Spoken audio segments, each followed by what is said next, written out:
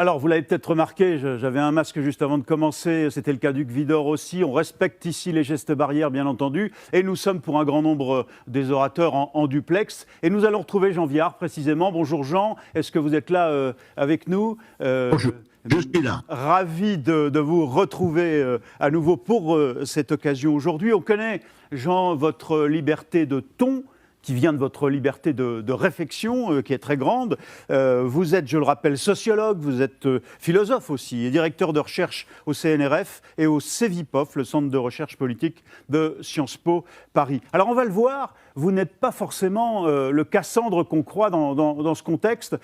J'irais, au fond, on a trois questions à vous poser. Où en était, d'un point de vue sociologique, du point de vue de son évolution sociétale, la France juste avant, il y a un an, février-mars, l'arrivée, l'éruption de cette Covid-19.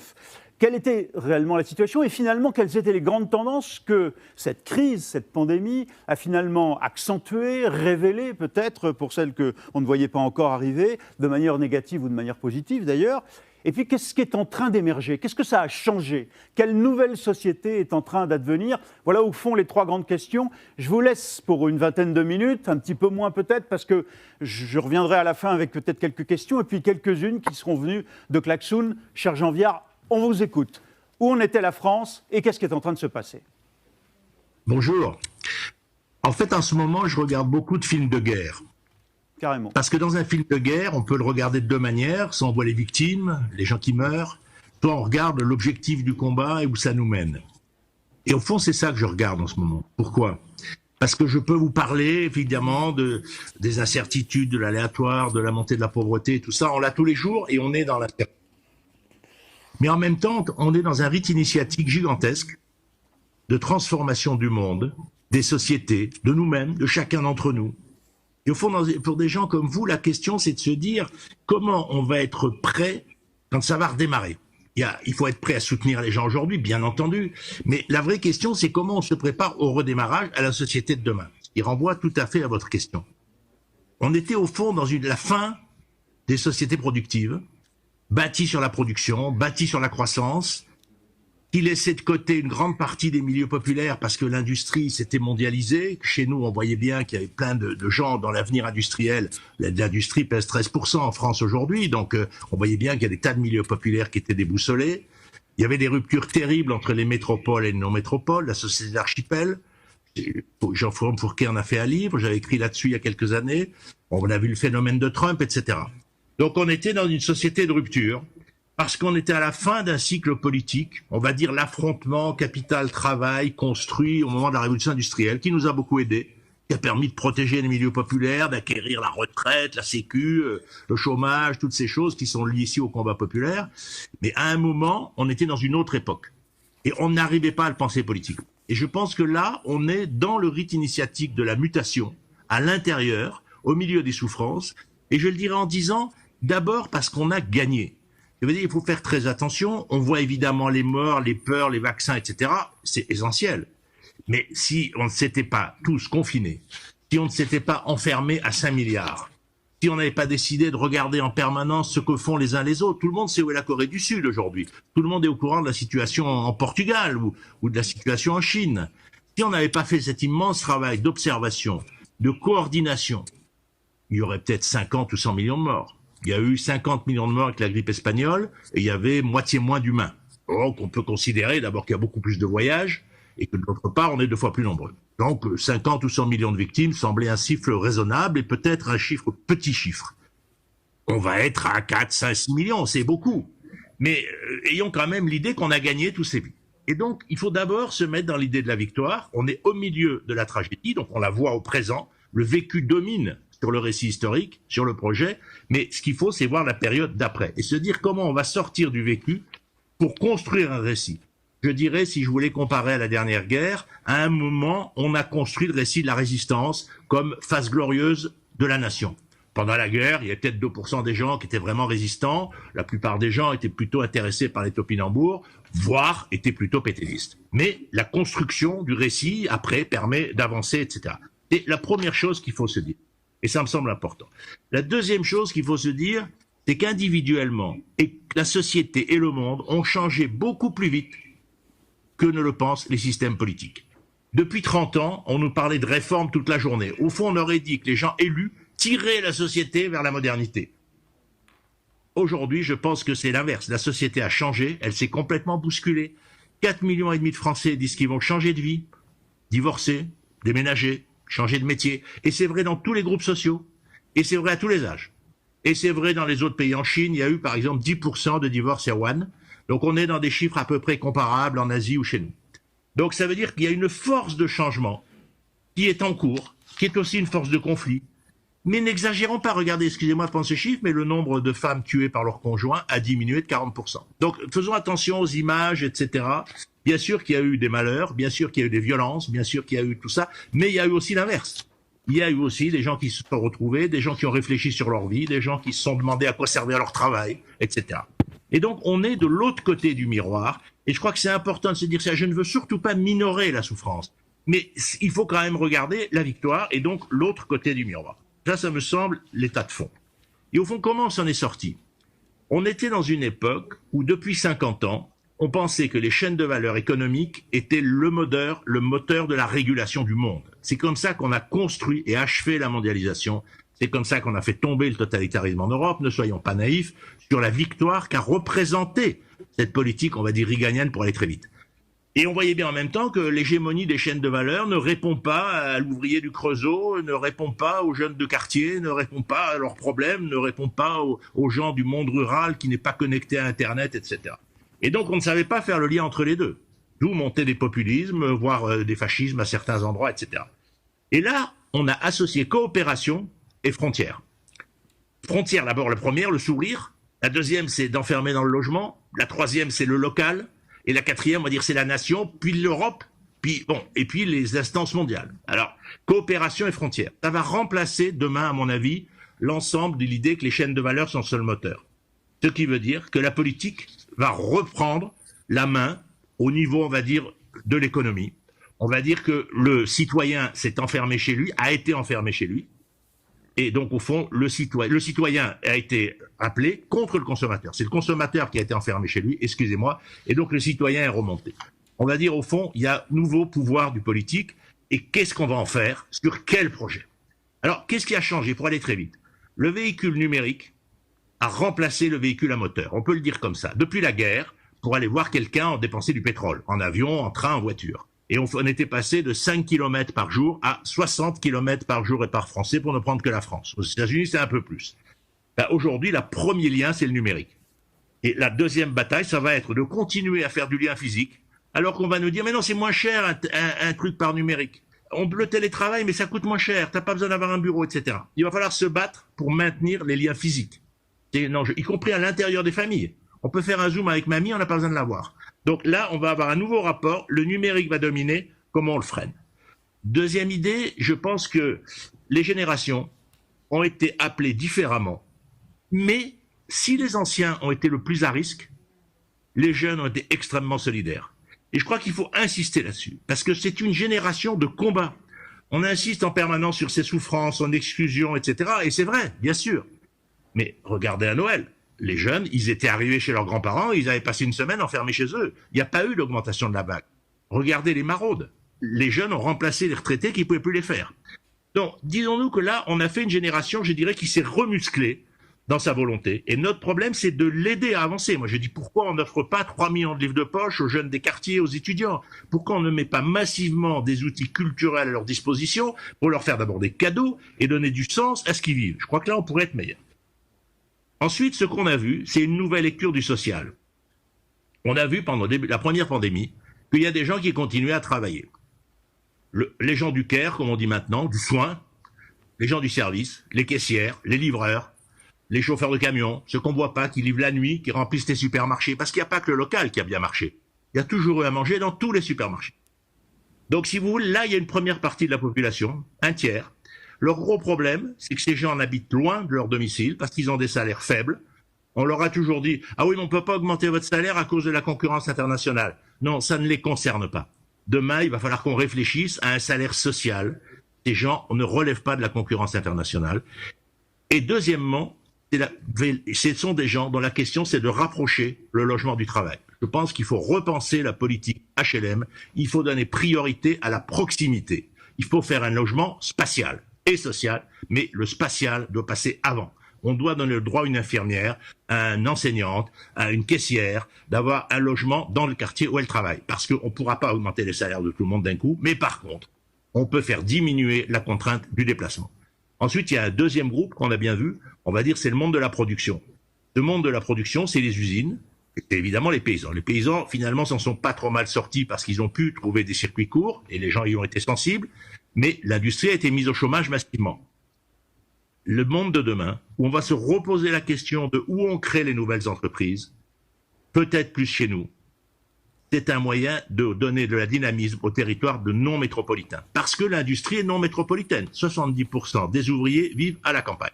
Donc il y a des vallées industrielles, tout simplement parce que le terrain est moins cher, les problèmes de surface, les problèmes de bruit, les problèmes de déplacement des camions, c'est plus adapté à un monde peu dense. Donc là, il y a une logique, je dirais que s'il y a plus d'industrie demain, ça profitera à ce territoire-là.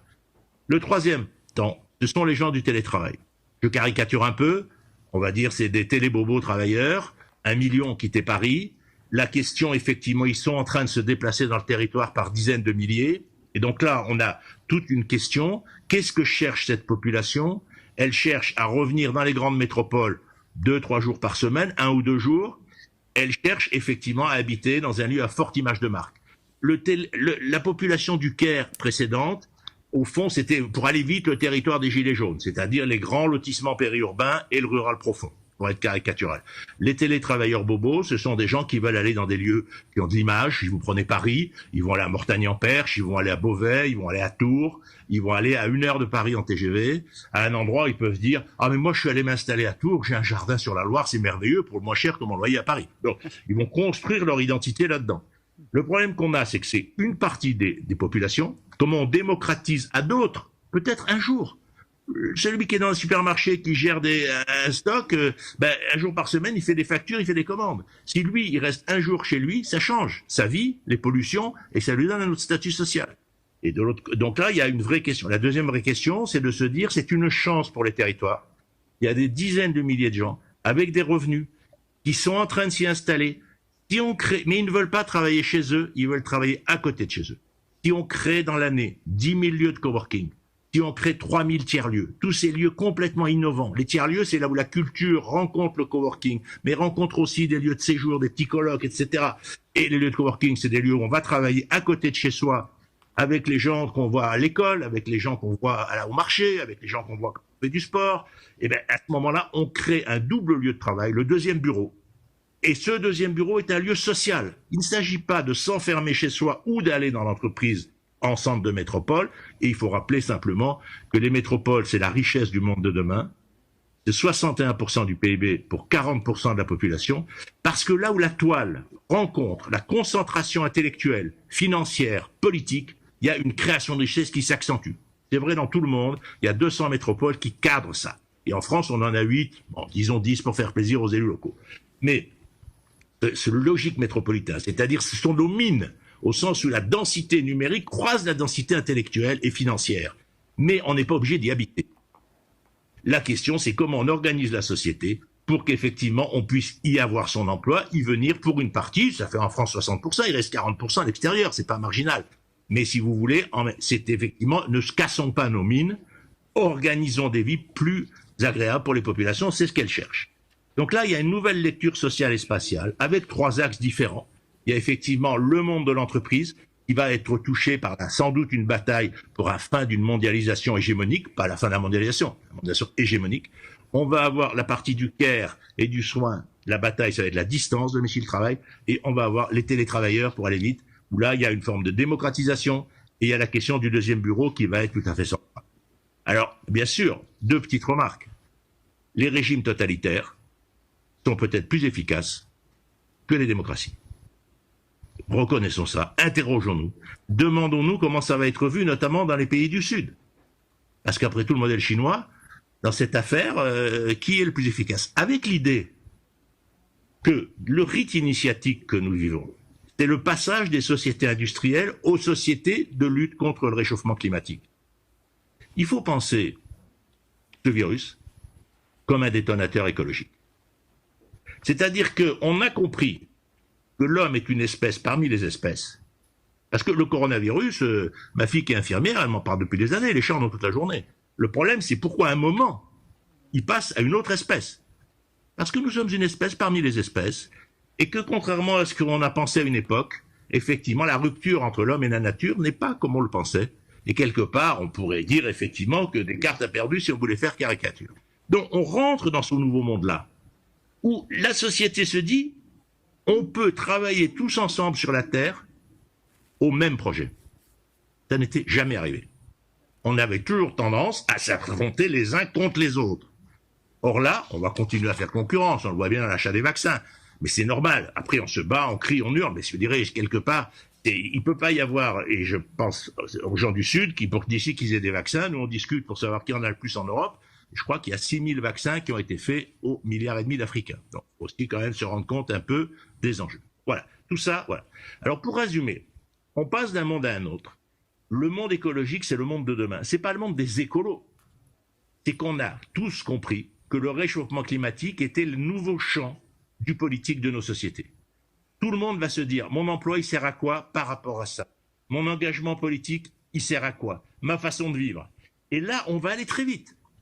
Disons-nous qu'en un an, on a sans doute changé comme en 25 ans. Il nous aurait fallu 25 ans. Je dis 25 ans, ça peut être 20 ans ou 40, mais si vous voulez, pour faire la révolution culturelle qu'on est en train de vivre. Et donc la force, elle est là. C'est cette énergie qu'il faut récupérer. Avec des choses qu'on a mis au centre de la société qu'on n'y mettait pas. La santé publique. Les gens dans les études d'opinion nous disaient toujours avant les élections, c'est le premier sujet. Mais les élus disaient, oui, non, mais attends, c'est pas ça, la santé publique, c'est géré par la Sécu, on a la meilleure du monde, on s'en occupe pas. Résultat, c'est remonté. Deuxième chose, les écoles. Parce qu'il y a aussi en même temps la crise terroriste, l'assassinat de Samuel Paty, ne l'oublions pas. On a vu que les écoles, c'était la maison des enfants.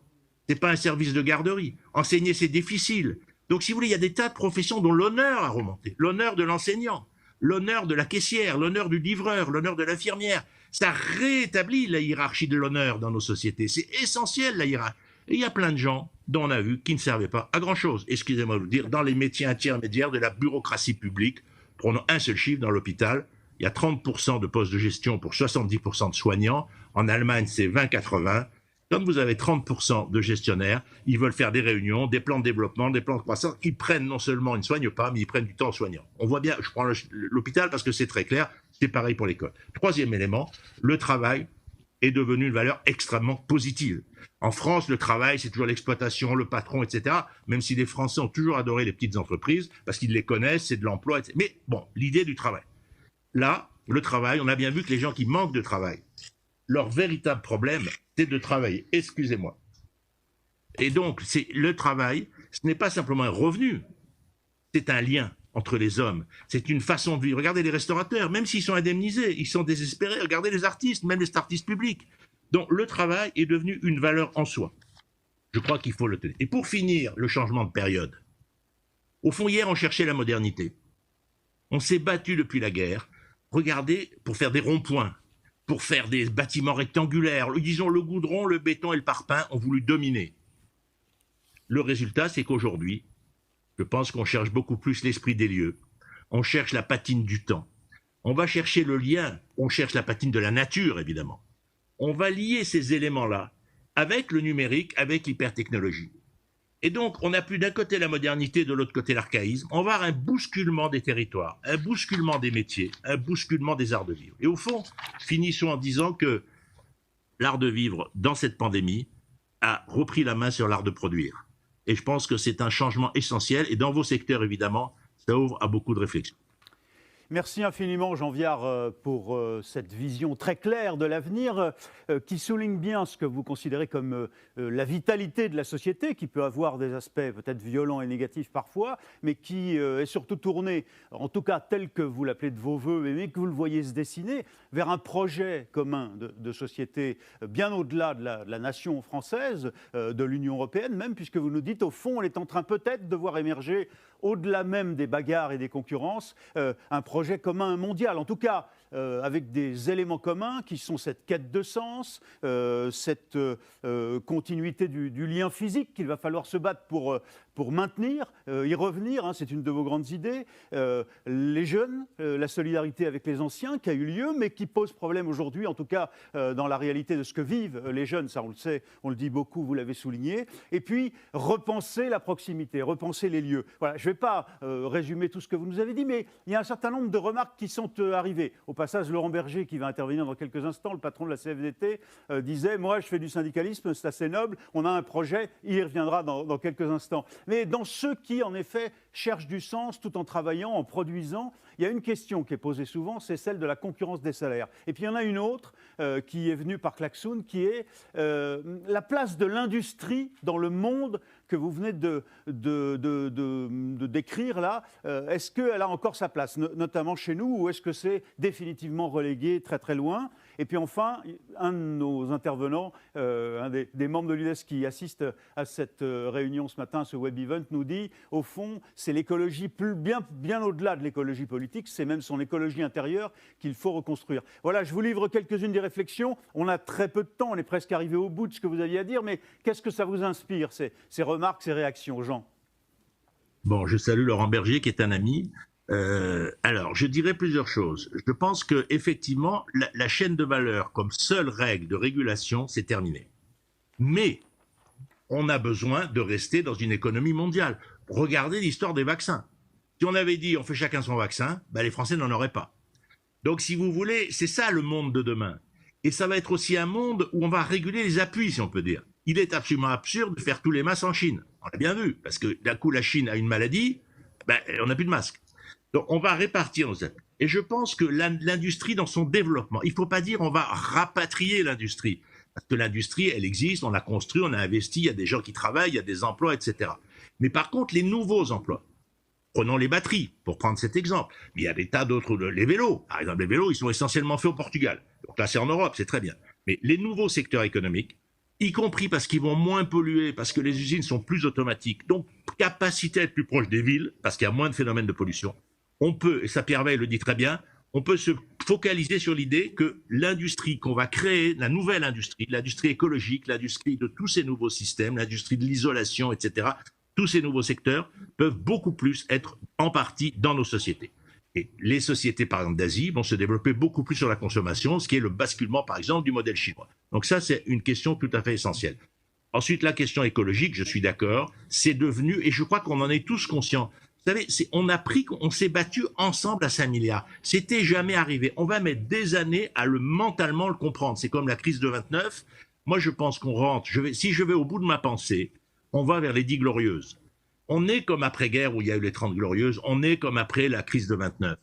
Avec le risque que derrière, il y a une énorme énergie, et cette énorme énergie, elle crée une société qui bouge à toute vitesse, et derrière, elle crée des angoisses identitaires terribles, et on voit bien à quoi ça mène. Donc ne soyons pas naïfs sur ces booms de redémarrage. Après, sur la question des salaires, c'est là où j'ai dit que la question des salaires du care et du service ne relève pas de la pression internationale. Donc, effectivement, le niveau des salaires dans les supermarchés, le niveau des salaires des infirmières n'a rien à voir avec la concurrence internationale. Qu'il y ait des compléments de rémunération dans l'industrie soumis à concurrence, qui viennent d'autres ressources. On le voit très bien en France. C'est tout à fait légitime. On sait très bien que c'est une façon de contourner les coûts de production. Mais ce n'est pas vrai dans les autres secteurs, où l'honneur du salaire doit être remis en avant, où l'ensemble des aides doit faire partie de la rémunération, et où effectivement, il y a certainement là des marges à gagner en termes de rémunération. Mais le plus important, à mon avis, c'est le rapprochement du lien domicile-travail pour ces milieux populaires de services qui ont des temps de transport épouvantables et qui, effectivement, du coup, dépensent en transport, en argent, une partie importante de leurs revenus. Alors, vous voyez, cher Jean Viard, il y a parmi ceux qui interviennent, qui commentent sur Klaxoon ces débats ce matin, ce web event de l'UDES, un argument pour venir appuyer l'idée qu'il faut maintenir, revenir, dès qu'on pourra, dès que les vaccins auront été efficaces, au lien physique et pas seulement au lien numérique, c'est que le numérique pollue aussi, évidemment, notamment en consommant de l'électricité. C'est un des arguments qui nous est dit. Et puis alors, eh bien, on va montrer qu'on a une capacité d'autodérision, en quelque sorte, puisque vous et moi avons un petit peu passé la cinquantaine. Didier nous dit, la crise a montré que le pouvoir est aux vieux. Vous l'avez souligné, cher Jean Viard, en effet, en tout cas en montrant montrant la solidarité des jeunes. Ils interviendront, bien entendu, déjà, ils interviennent via Klaxoon, mais ils interviendront tout au long de cette matinée. En tout cas, je retiens cette idée. Si on le souhaite et si on y met l'énergie dans le bon sens, eh bien, on a gagné. Il y a une forme de victoire, dites-vous déjà. Et là, il y a une mutation qui aurait mis 25 ans, qui s'est déjà déroulée en un an. La question est d'en prendre conscience. Merci infiniment pour cet éclairage socio-philosophique, cher Jean Viard. Merci à vous de cette intervention. On va parler plus spécialement.